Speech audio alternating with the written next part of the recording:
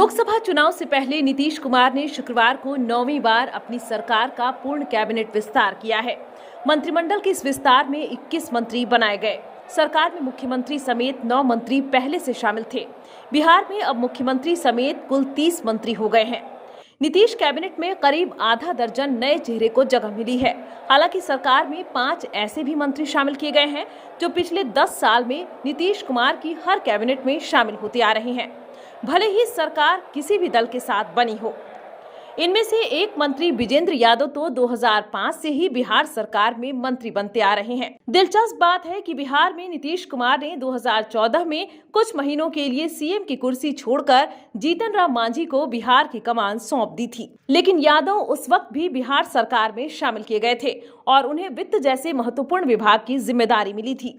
इस special story में यादव समेत उन 5 मंत्रियों की कहानी जानते हैं जो नीतीश कुमार की हर सरकार में शामिल होते आ रहे हैं। विजेंद्र यादव 2005 में जब नीतीश कुमार ने दूसरी बार बिहार की गद्दी संभाली तो 28 मंत्रियों के साथ उन्होंने अपना कैबिनेट का विस्तार किया।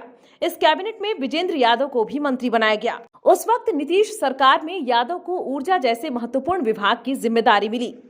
सुपौल से विधायक विजेंद्र यादव इसके बाद नीतीश कुमार की हर कैबिनेट में मंत्री बने, चाहे सरकार किसी की भी साथ हो। 2014 में नीतीश कुमार ने जब अपनी कुर्सी जीतन राम मांझी को दे दी, तब भी विजेंद्र बिहार सरकार में मंत्री बने।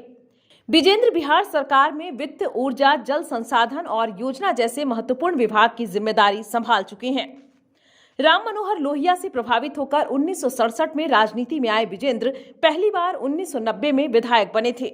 उन्होंने सुपौल सीट पर कांग्रेस के प्रमोद कुमार को करीब 5000 वोटों से हराया था। इसके बाद विजेंद्र 8 बार इस सीट से चुनाव जीते हैं। जेडीयू में उन्हें नीतीश किचन कैबिनेट का सदस्य माना जाता है। वे पार्टी के प्रदेश अध्यक्ष की कुर्सी भी संभाल चुके हैं। 2014 में नीतीश कुमार ने जब इस्तीफा दिया तो विजेंद्र मुख्यमंत्री पद के सबसे बड़े दावेदार थे, लेकिन नीतीश कुमार ने दलित कार्ड खेलते हुए जीतन राम मांझी को मुख्यमंत्री बना दिया था। विजय कुमार चौधरी सराय रंजन विधायक विजय कुमार चौधरी नीतीश कुमार के इस सरकार में भी मंत्री बनाए गए हैं। मूल रूप से कांग्रेसी विजय चौधरी 2010 के बाद से ही नीतीश कुमार के किचन कैबिनेट के हिस्सा हैं। 2010 में नीतीश कुमार ने पहली बार उन्हें अपने कैबिनेट में शामिल किया था। इसके बाद हर सरकार में चौधरी बड़े पदों पर ही रहे हैं। 2015 में चौधरी को विधानसभा का स्पीकर बनाया गया था, लेकिन जैसे ही उनसे यह कुर्सी छिनी, नीतीश कुमार ने उन्हें अपनी कैबिनेट में ले लिया। चौधरी जीतन राम मांझी की कैबिनेट में भी रह चुके हैं। विजय चौधरी बिहार सरकार में शिक्षा, वित्त, संसदीय कार्य जैसे महत्वपूर्ण विभाग संभाल चुके हैं। हाल ही में जेडीयू और बीजेपी के बीच नए डील में भी चौधरी ने अहम भूमिका निभाई।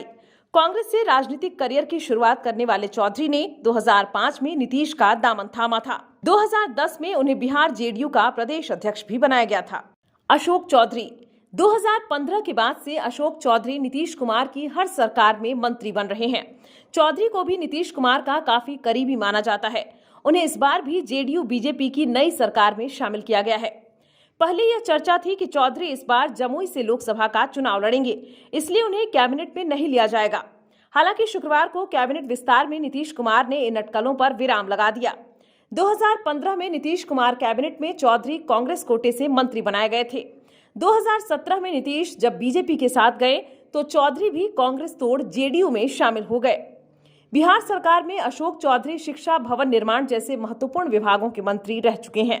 बात अशोक चौधरी की राजनीतिक करियर की करें तो उन्हें सियासत विरासत में मिली है। उनके पिता महावीर चौधरी बिहार के कद्दावर नेता रहे हैं। अशोक साल 2000 के चुनाव में पहली बार बरबीघा सीट से जीतकर विधानसभा पहुंचे। हालांकि इसके बाद वे कभी चुनाव नहीं जीत पाए। 2009 में चौधरी जमुई सुरक्षित सीट से लोकसभा चुनाव में भी हाथ आजमा चुके हैं, लेकिन वहां भी उनकी जमानत जब्त हो चुकी है। श्रवण कुमार जेडीयू के संकट मोचक कहे जाने वाले श्रवण कुमार भी नीतीश कुमार कैबिनेट में फिर से मंत्री बनाए गए हैं। श्रवण कुमार 2010 में पहली बार विधानसभा के सचेतक बनकर सुर्खियों में आए थे। 2014 में नीतीश कुमार ने जब कुर्सी जीतन राम मांझी को सौंपी थी, तब श्रवण कुमार को मंत्री बनाया गया था। श्रवण तब से हर सरकार में मंत्री बन रहे हैं।